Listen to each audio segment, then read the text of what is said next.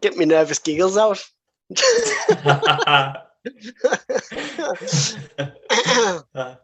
Are we ready? Let's go. Whether we fuck up or not, fuck it. We're having a go. Yeah, Right? okay. Let's have a go. So welcome to the Empire State of Mind podcast. And it's our first proper episode with a guest and not me talking shite to myself. So on today's episode, we've got Lee Dixon. How's it going, bud? Yeah, good, mate. Good. How are you? Yeah, all right. Bit nervous, to be honest. Bit nervous. I am myself. I don't know what the pressure's all about, but we'll give it a go. We'll just give it a go. So I actually missed a bit out there. So if you don't already know, I'm your host and coach, Nathan Askew. So Lee, tell us a bit about yourself before we get started properly. I always think it's a bit of a mad question, this Nathan, but I'll give it a go. So obviously, Lee Dixon, 28-year-old. So like a little bit of background about myself. So played rugby since I was young. Yeah. Who did you play for, mate? Seaton. Played for Seaton. I played until I was up in age. Played a couple of years in up in age, and then sort of. Any good life? Nah, I don't think so. I don't think so. Is that why you give it up? Too low. Take you a winger then, huh? Yeah, believe it or not, I played prop. I played prop. Right. I think that's probably why I give up. Yeah. And then so I've done a little bit of weightlifting when I was in sixth form, and then got right into me running there. So done running, a fair bit of running, like since I was young as well. Then moved into boxing. Done boxing for about 6 years for Maryport Amateur Boxing Club. So what made you jump from running to boxing? What was the attraction there, or is it something you've always fancied doing? Or I've always fancied it. Yeah, always interested in. Always watched it and everything, but I just never had the guts to take it up when I was younger. I always thought I was going to tear up and just get an hiding, So and then you got older, turned up and got an hiding. Yeah.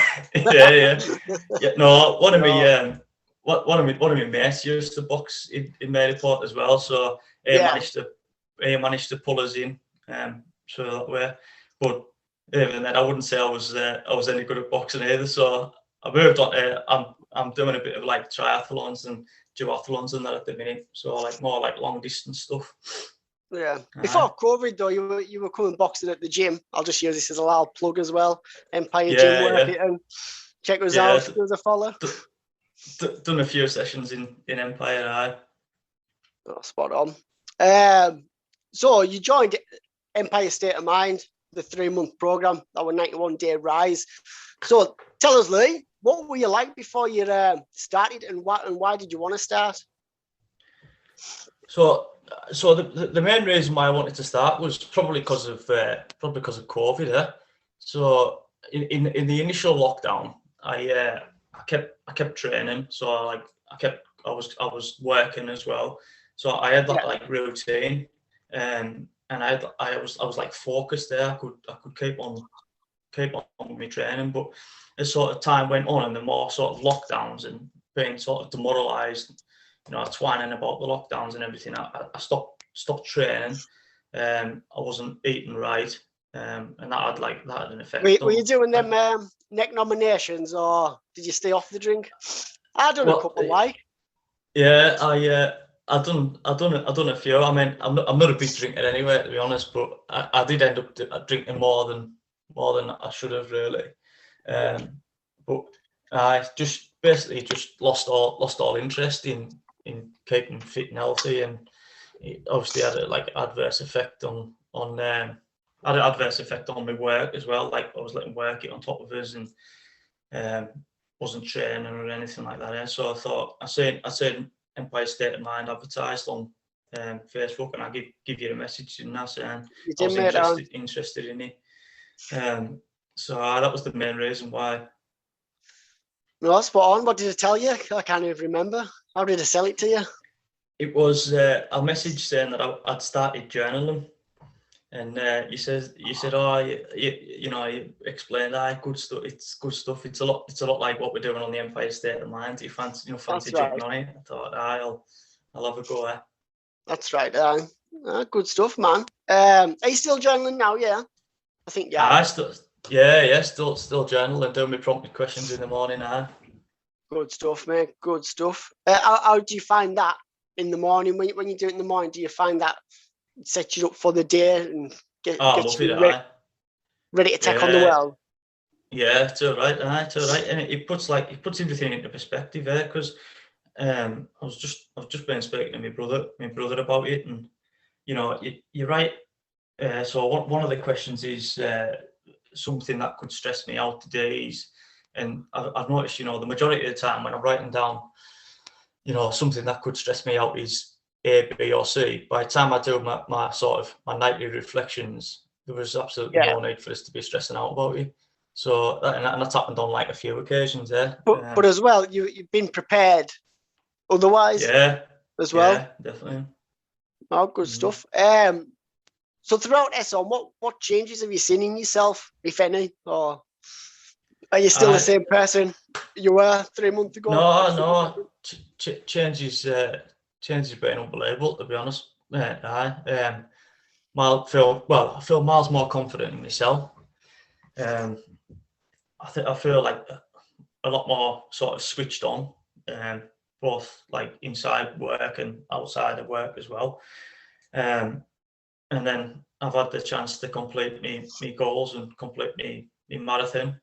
Managed to get a new job.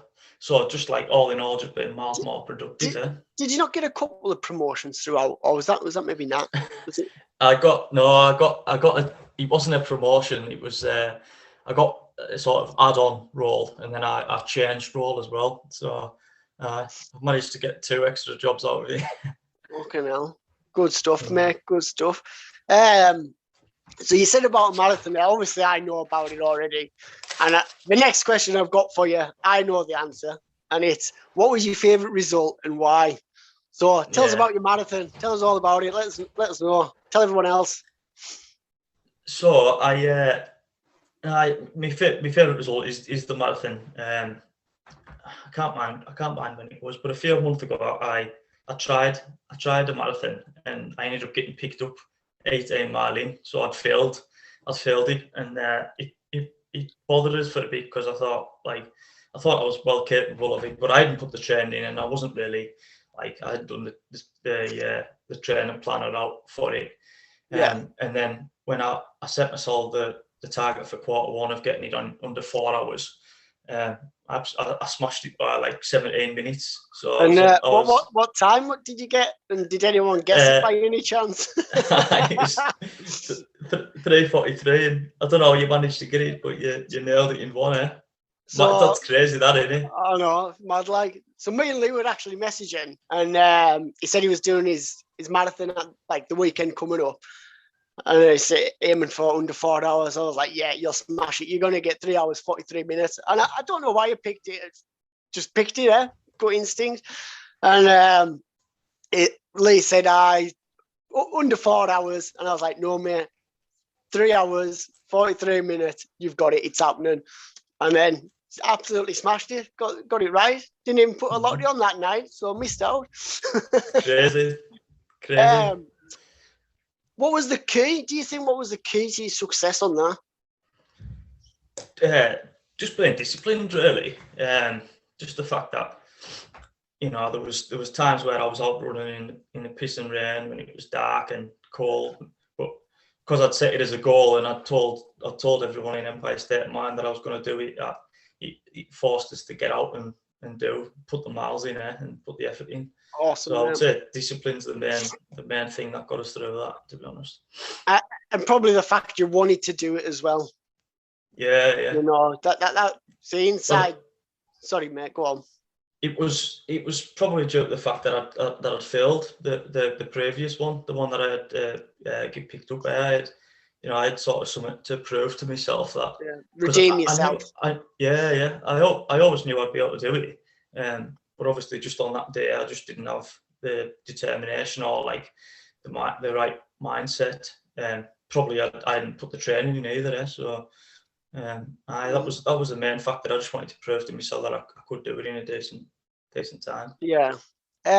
So looking back as well, where do you think you could have improved, and what would you do differently if you could do it all again in a hypothetical situation? Yeah, well, I'm gonna do it. I'm gonna do the quarter two, and I think the biggest sort of like insight from that is, I think that my goals that I set were sort of like too comfortable. I'm gonna set for the next quarter. I'm gonna set like more stretching goals. I suppose I'll probably set like the goals that I thought I can 100% achieve these. Yeah, where, like 90%. Yeah. Like for example, like the marathon. I think if I'd set my goal to complete needed under 3:45, I think I'd have probably beat that as well. But I played safe really. Yeah. Whereas on this quarter two, I'm gonna have like a few stretch goals there. Yeah. Oh, spot. You've run a marathon before though, haven't you? Or ultra marathon, have you said? I've done the work at Keswick. How far is that? It's a 32 miler.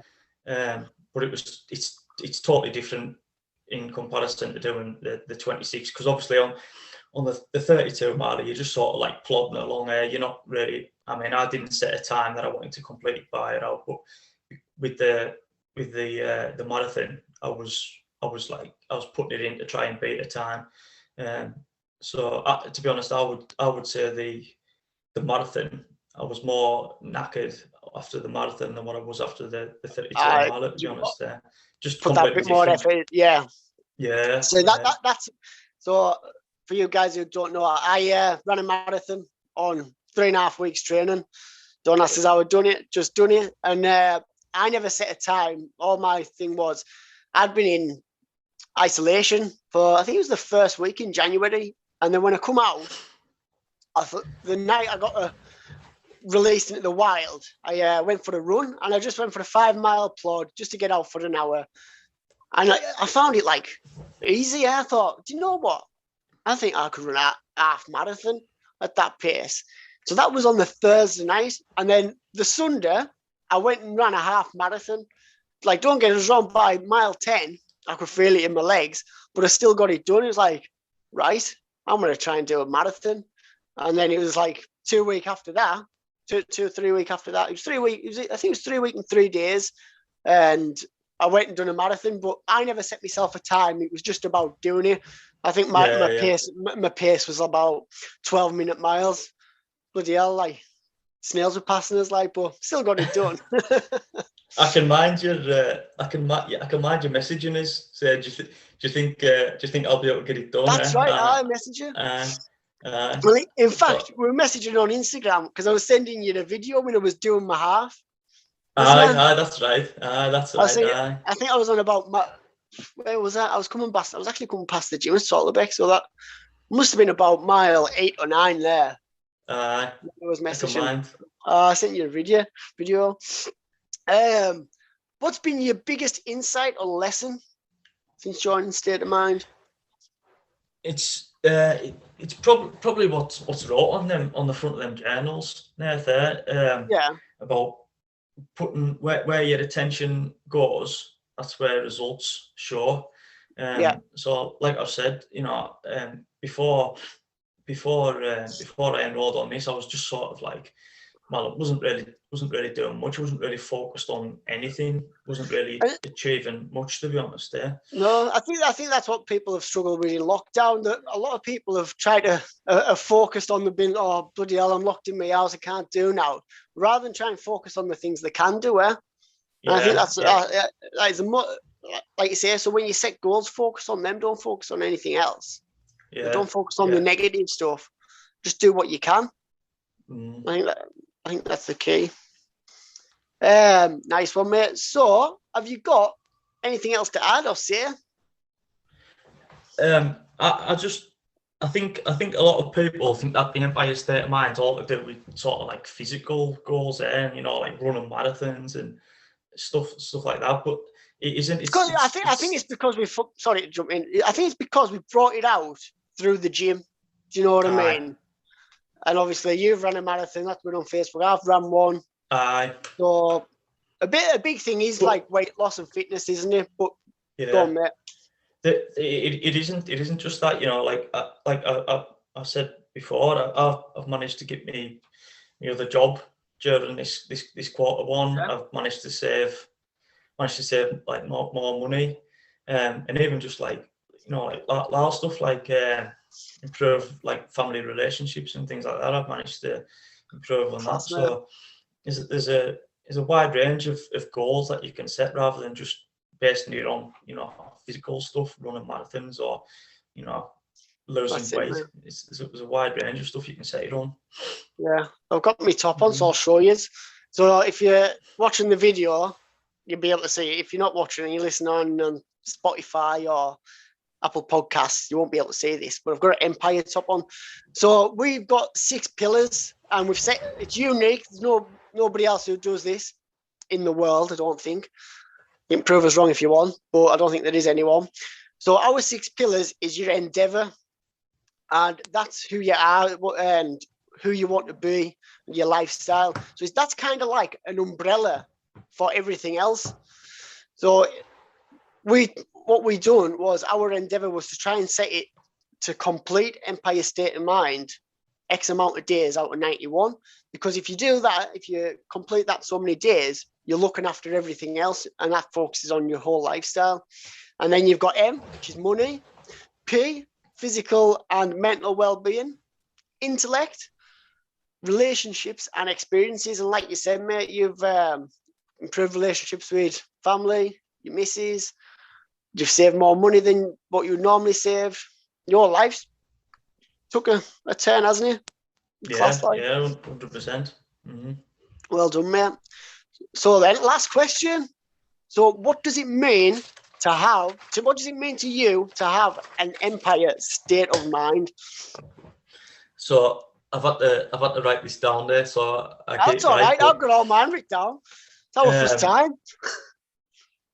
Coming for you, Joe Rogan. I'll just say it's just having a sort of focused mindset to go after any of the goals that you set. Like I say, it can be out at all. Any goals that you want to set, as long as you've got them sort of ironed out and know your plan, how you're going to attack it, then go after it. Yeah, and that's what we teach in State of Mind, is how to set goals. And again, this is unique. So how we set goals, we use the acronym Empire. So we've got explicit or exact, whichever one you want to use. So that's being exact on your goals, knowing exactly what you want. You've got measurable. So you can put benchmarks, know where you're going to be at 30 days, 60 days, and obviously your end result. Then possible, with the tools and resources that you've got, can you achieve it?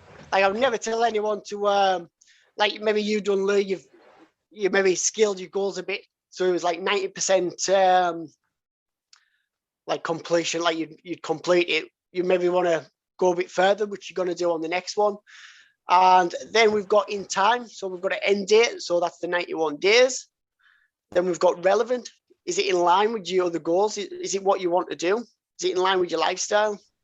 And then the last one, so relevant and energy, quite similar and very important. Does your goal give you energy?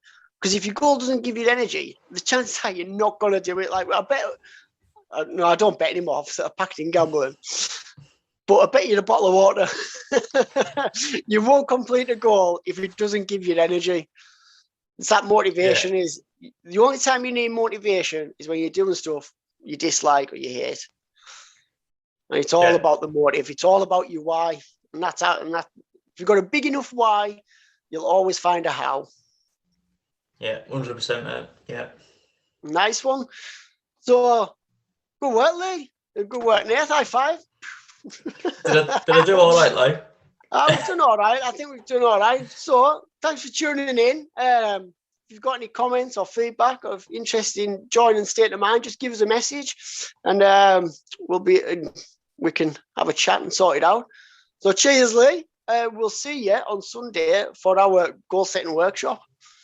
Nice one, mate. See you in a bit. Right, in a bit.